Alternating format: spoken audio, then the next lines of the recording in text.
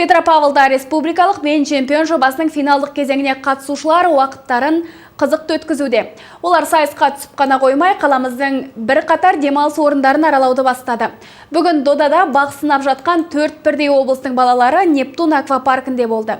Жеткіншектер суға шомылып, тамаша көңіл көтерді. Толығырақ келесі бейне материалымызда.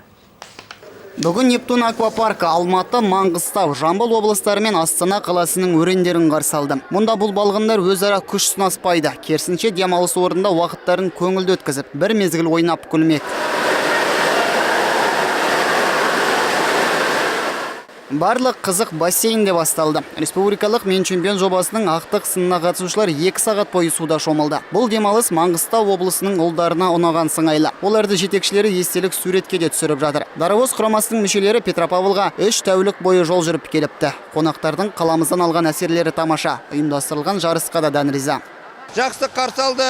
Бүгін міне аквапаркта демалып жатырмыз. Ертең жаңаға демалыс паркіне балаларды қыдыртуға апарамыз. Көп рахмет ұйымдастырушыларға. Тұрған жерлеріміздегі апайлар, ағайлар, интернат ұжымы өте қонақ жайлы, балдарға деген кәдімгі ықыласы мол.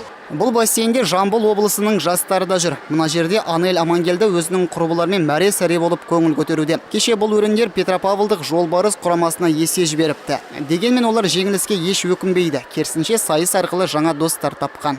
Қазіргі кезде Нептун аквапаркінде өте қызықты өтуде. Суы ыстық, барлығы жылы, және ауа райы да тамаша. Сондықтан да біздің көңілімізде сол сияқты тамаша болып тұр. Мен бұл осы жарыс арқылы көптеген достар таптым. Соның ішінде Алматы қаласынан көп достар таптым. Оның ішінде Сенім, Аружан атты қыздар. Өте мінездері жақсы қыздар екен. Ал джакузиде Астана қаласының намысын қорғайтын Форсаж командасының ойыншылары демалуда. Бүгін біз демаламыз, жақсы күнді өткізіп жатырмыз.